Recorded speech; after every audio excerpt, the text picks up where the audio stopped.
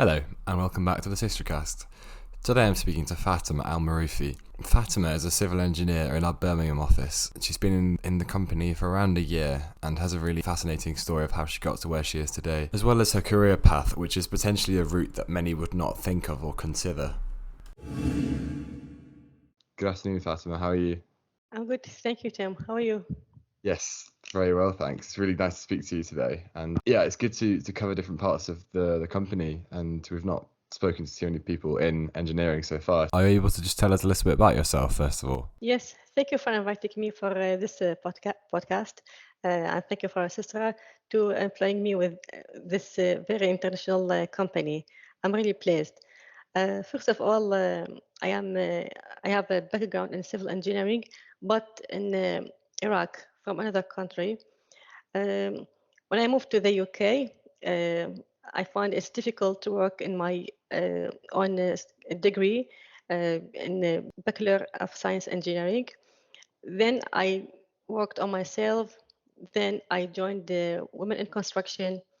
Then Women in Construction helped me to get this opportunity and working with the SYSTRA. This is a brief how I get within SYSTRA. And my day-to-day activities, I like jogging, running, and include myself the community, volunteer with the city councils, doing half marathons and the race for life, doing volunteer for extra thing with the British Red Cross. Amazing. That's a pretty good summary of everything, really. Yeah, so you mentioned you're in civil engineering. How did you get to become a civil engineer? What was your story? Wow, actually, it was my dream job. When I was a child, my father and my brother, they are engineers. My father, he graduated from University of Cardiff in 60s, long time ago. And my brother as well, he graduated from civil engineering from Iraq. And besides that, if you know the history of Iraq war and then rebuild the country and another war and rebuild the country, I found it's good that I involve myself and follow my father and brother career in civil engineering so that I can give my country things that like a footprint and leave my name in something in my country, either building, either infrastructure, or maybe even if memorable things. So when I finished my secondary school, I I got a high level, but instead of going to medicine, I went to the civil engineering. The first day I graduated, I got a job there. It was a site engineer. I really liked it because every day is an experience day in my civil engineering career. I know how to deal with contractors, how to deal with the workers, different cultures, different background of people that work in construction, financial and commercial, health and safety. So that make my widen my horizons. Then Mm-hmm. I continue uh, working in civil engineering. The beginning, as a graduated engineer, I worked as a site follow-up engineer. Then I worked on myself, uh, attending courses, trainings by my own or through internet and buying CDs, like education CDs. Uh, then I continue and I worked for another company doing design. It was the HSL communication company doing design for a foundation for the tower, different type of towers, greenfield or rooftop towers for communication, and then deal with the soil testing. And then I joined site contractor companies doing buildings. So I started working in the project from the beginning, demolish building and then rebuild them on the modern design. So I started doing survey by my own and planning by my own and doing the project by my own. The contractor, he didn't need any supervisor or didn't need any surveyor. So I did all those tasks. It was hard. It was, but I find that when the building finished, it was 3 schools. When those 3 schools finished, I found children, they like their new school, and most of them ask me, I want to be an engineer like you, I want to be an engineer like you. And I told them, you are the future. After that, in 2014, by the way, I graduated 2002. After 2014, I joined my husband in the UK. When I came to the UK, I did these courses in English and courses relating to life in the UK. I applied job because I like my career in civil engineering, but the the thing that my certificate or my degree wasn't widely recognized in the UK, because the minimum requirement was BEng, Bachelor of Engineering. Therefore, I asked myself, what shall I do?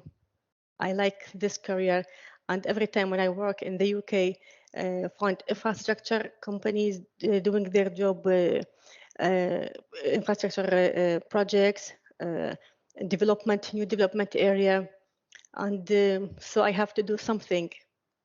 I went to the university, Lancashire, Ukraine University in Lancashire, as I based in Preston.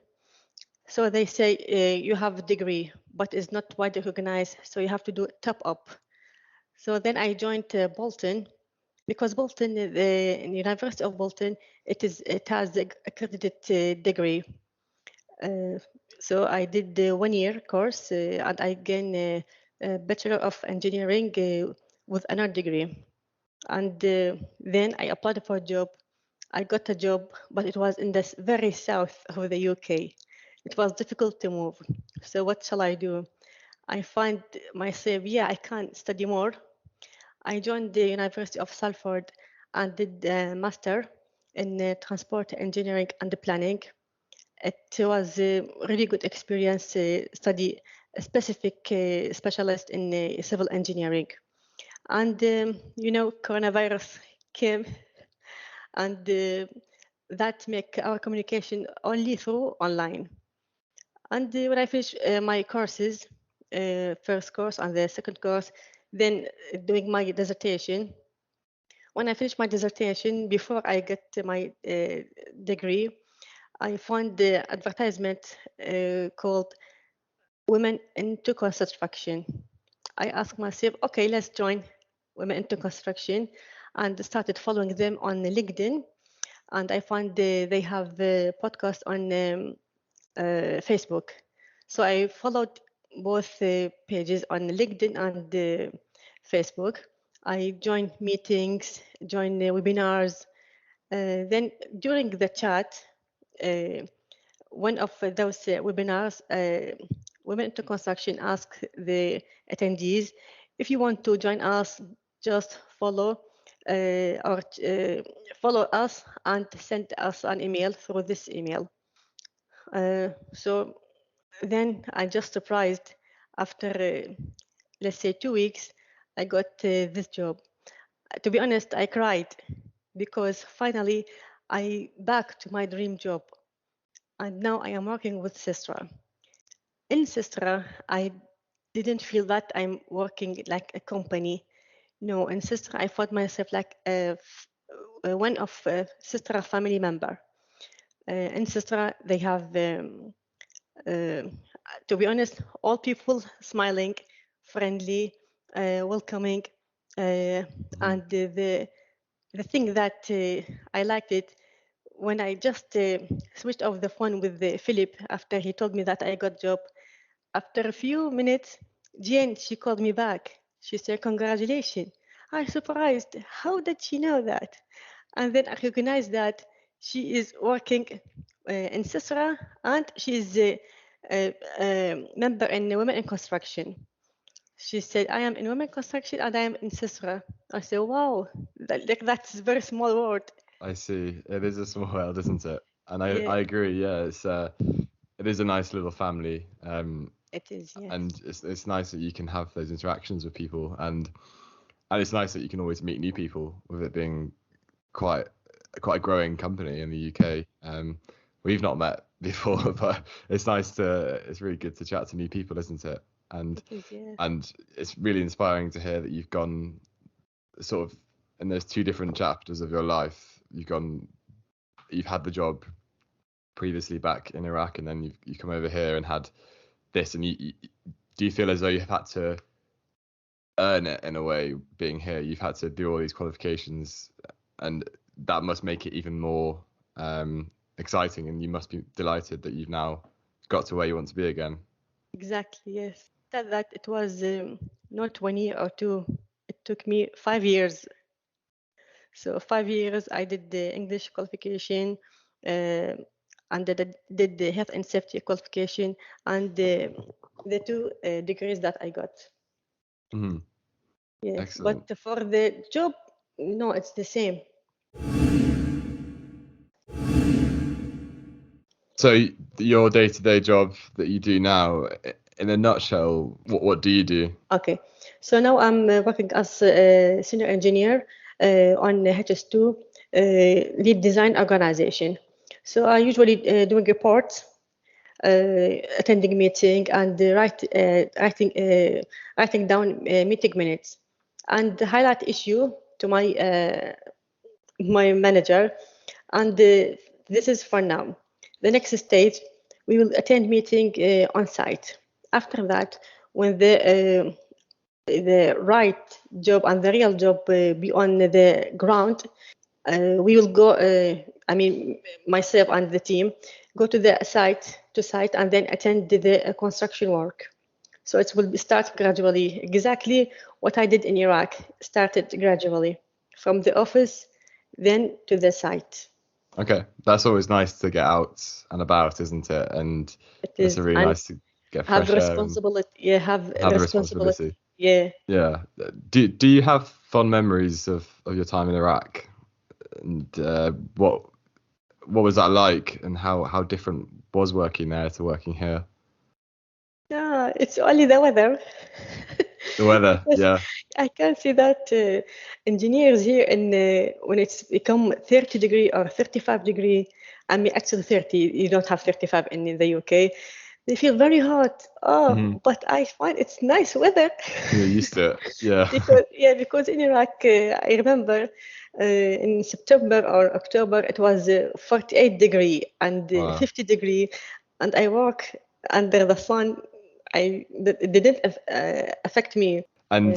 And you mentioned about inspiring young people and women in particular. Is that something that you see as really important to your role? Do you think that that's really key, that you can inspire other people? How does that feel? Yes. Um, if you like math and physics, go, and don't say I don't like math because of this, but I like physics. No, you'll have to like both materials, math and physics. And then if you like design, you go to the design career. Don't let others think that make you far from your design. Women in construction, I find that women active in construction, it doesn't matter. You are a mother or single mom, young with some disabilities, it doesn't matter. Women inside, we have power, we have belief, we are believe in ourselves. So if we want to do this in construction, we can do it. It doesn't matter. I myself, that example, uh, my husband and my family, they asked me, you don't need to work in construction. You can work in office, doing typing like Microsoft Office packages. And I say, no, I believe in myself. I am an engineer. Uh, I like this career in construction. I will do my study. I will follow my dream. And yes, so women, please don't let anything stop you from dreaming, especially in construction. Women can drive tractors, can drive excavators, or operate excavators. Women can work under pressure. Women can go in high levels in buildings. Women they don't scare from height or sun, or because nowadays your skin, you can protect your skin from the sun. Yeah, women, you are in the construction, you'll be good and you'll succeed in this career. That's great. And so for you, it's all about having the belief, and it's about not listening to people when they say you can't do something. And so if you know you can do it, you must do it. That's exactly. Kind of what you're saying? Yeah. Believe in yourself. Yeah. Would that be your main piece of advice for a woman that would like to get into the industry, or would you have something else to say to somebody? Yes, this is my main message, and the next message is see the women how did my example was Zuha Hadid.